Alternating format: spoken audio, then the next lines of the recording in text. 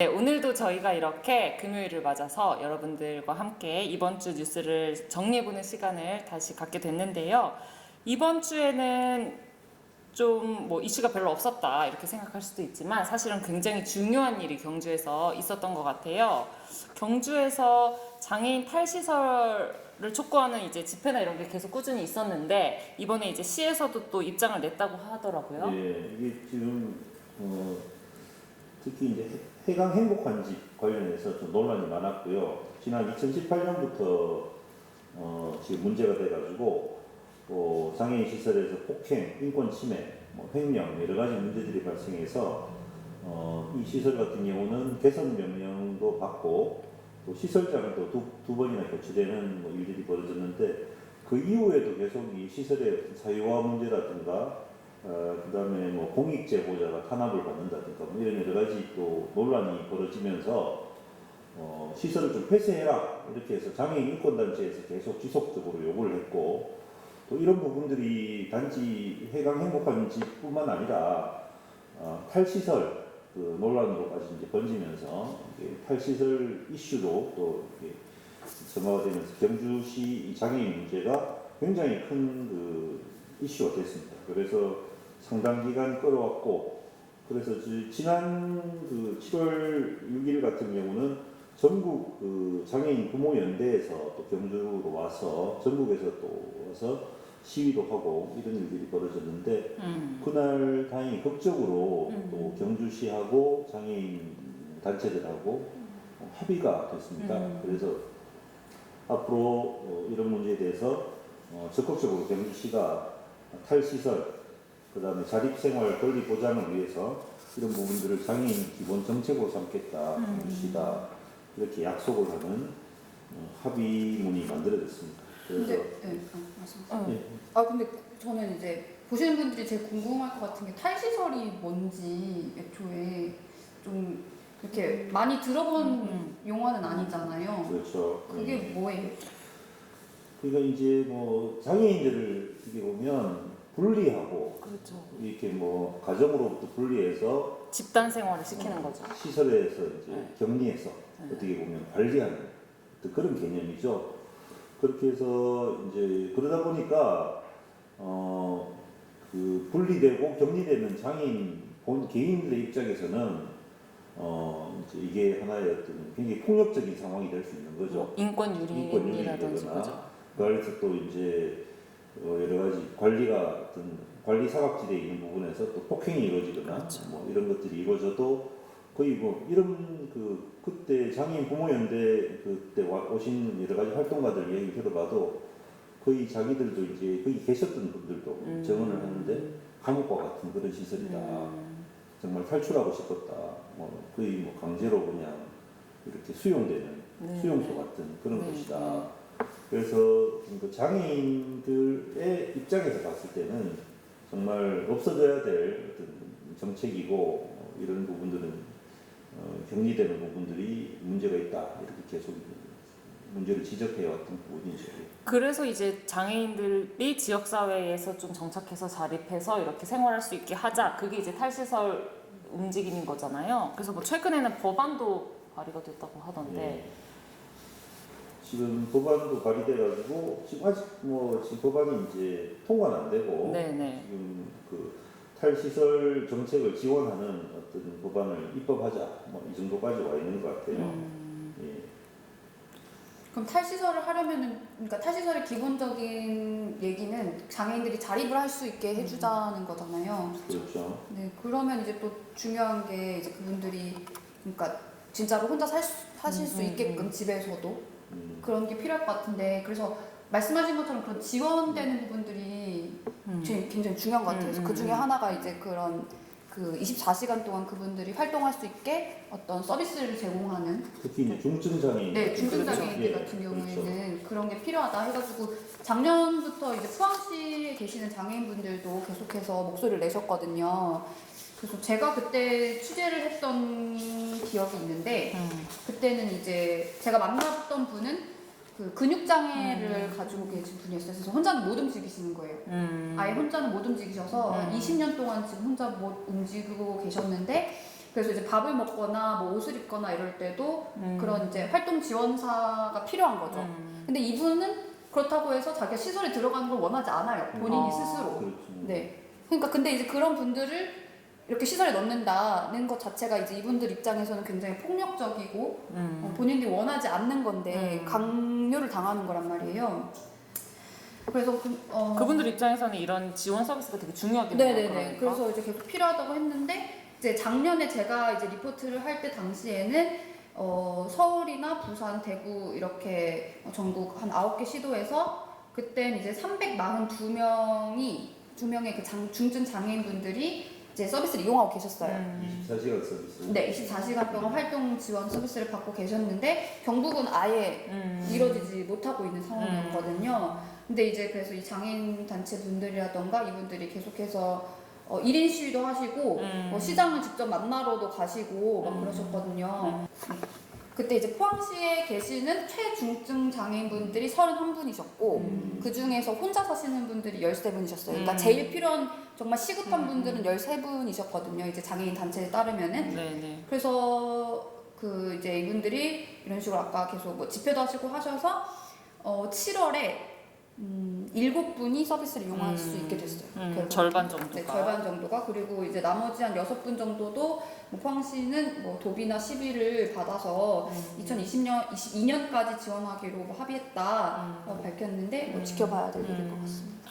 이렇게 보니까 경주에도 이런 장애인 시설들이 꽤 많다고 하던데 그죠? 경주에도 6개가 있죠. 6개가 있는데 특히 경주 같은 경우는 이 장애인 단체들이 장애인 권익 단체들이 문제를 많이 제기하는 이유가 6개 중에 3개나 문제가 기존에 발생을 해가지고 여러 가지 뭐 아까 이야기했던 뭐 폭행이라든가 인권 유린, 횡령 뭐 이런 여러 가지 문제들이 지속적으로 발생했고 그래서 거의 50%나 되는 그 시설에서 문제가 발생했기 때문에 경주시의 어떤 장애인 복지 정책 자체가 관리나 이런 것들이 문제가 있지 않냐 이렇게 해서 또 이제 문제를 제기했던 거죠. 그래서 이번 그 합의안에도 보면 아까 뭐 말씀드린 어떤 그 탈시설을 기본적인 정책 방향으로 한다는 부분도 있지만 경주시가 또 이런 인권 침해나 운영 비위 시설에 대해서는 적극적으로 절차와 기준에 따라서 행정 조치하고 처분하겠다도 이제 약속을 했고요.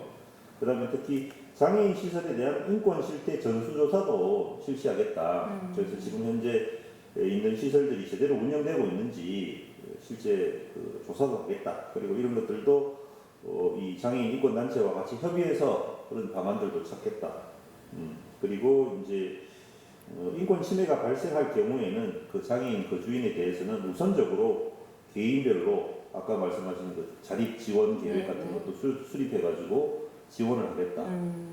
그리고 또 공익 제보자, 장애인 복지시설에서 여러 가지 공익 제보가 이제 있을 수 있는데 그런 부분에 대해서도 최대한 불이익을 받지 않도록 하겠다. 이렇게 해서 경주시가 좀 굉장히 저는 전향적으로 아주 이렇게 그 좋은 정책을 이렇게 합의를 한 것 같아요.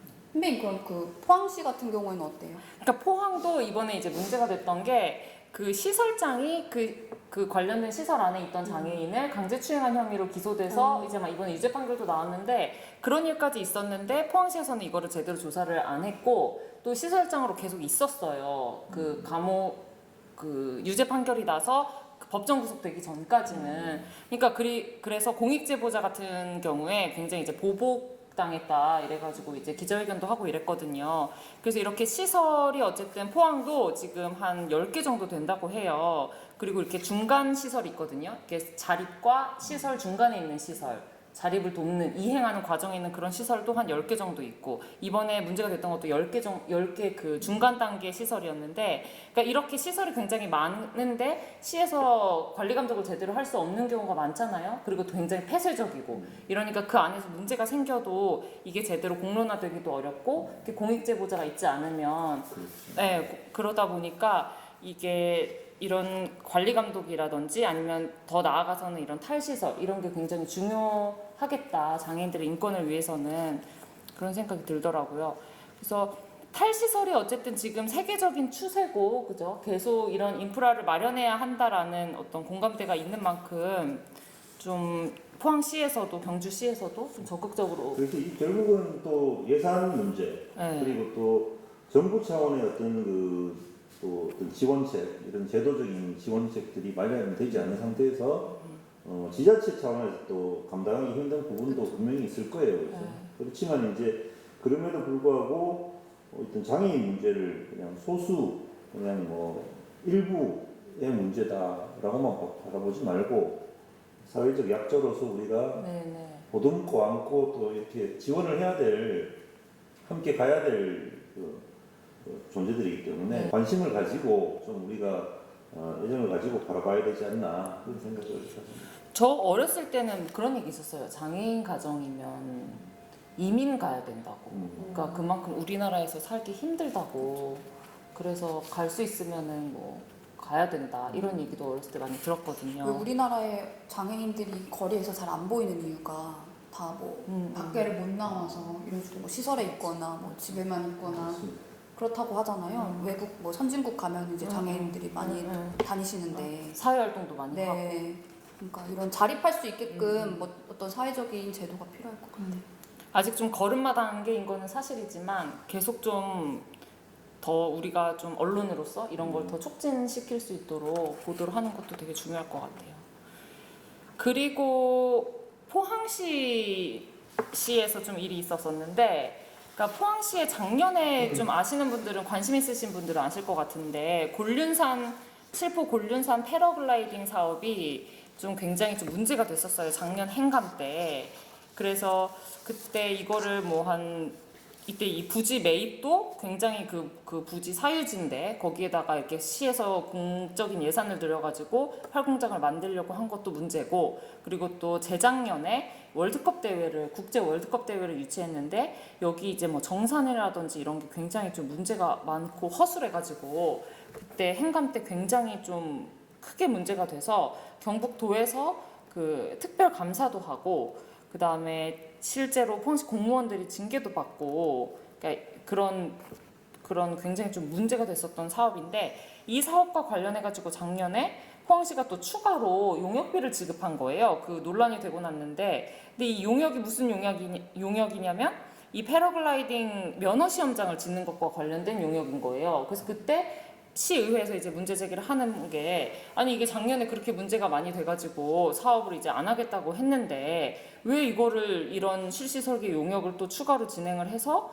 용역비를 지급하느냐, 그런 거예요. 그리고 또 이게 또 더 문제가 되는 게 그 시에서 이제 예산 삭감을 했단 말이에요. 이 사업이 무산됐으니까. 그래서 이걸 용역비 예산이 없어요. 근데 용역이 됐으니까 돈을 지급한 걸로 나오니까 이걸 어떻게 그럼 돈을 지급했느냐 이랬더니 이게 그 새마을체육과 예산이 아니라 다른 예산법무과 예산을 썼다는 거예요. 그것도 이제 풀예산이라고 해가지고 그 지출 항목을 이렇게 엄격하게 이렇게 명시하거나 뭐 이렇게 하는 돈이 아니라 이렇게 풀 예산이라고 해서 그냥 이렇게 약간 재량권에 해당되는 돈이라고 봐야 될까요? 뭐 시설 보수비나 뭐 이런 식으로 잡힌 돈들을 보통 풀 예산이라고 하는데, 그 예산 법무과 풀 예산을 또 써가지고 이 용역비를 지급한 걸로 나와서 포항시 의회에서 이거는 의회의 어떤 그 견제나 감독 기능을 좀 무시해서 포항시가 독단적으로 밀어붙인 게 아니냐, 이런 식으로 일을 처리하면 어떡하냐, 뭐 지방재정법 위반이다, 이렇게 강하게 좀 문제 제기를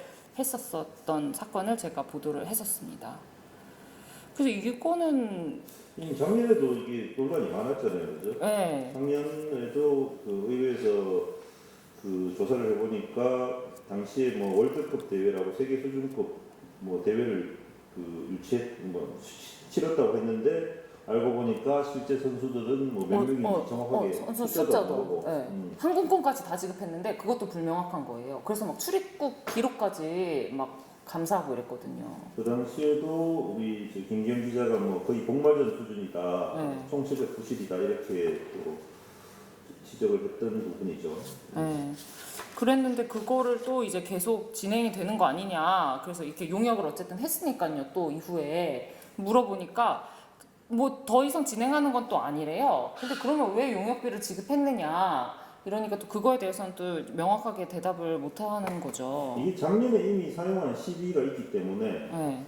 거기에 대한 뭔가 뭐 그걸 만들기 위해서 그런 거 아닐까요? 이게 작년에 시비를 이렇게 사용하고 네. 사업이 무산되면 이걸 또 문제가 될 수 있거든요, 사실은. 뭐 액수가 적다면 적은 돈일 수 있어요. 그러니까 풀리산으로 썼다는 것도 결국에는 이제 1,000만 원 미만의 돈이긴 해요. 근데 아무리 그래도 그런 돈이라고 해도 이렇게 의회 동의 없이 포항시가 이런 식으로 사용하는 거는 좀 문제가 그리고 있다고 이걸 용역을 보는 거죠. 한다는 것은 결국은 또 추가로 또 돈을 더 들여서 뭔가를 하겠다라는 의도겠죠. 그렇죠. 보통 그러니까. 용역은 이제 사전 단계로 하는 거니까.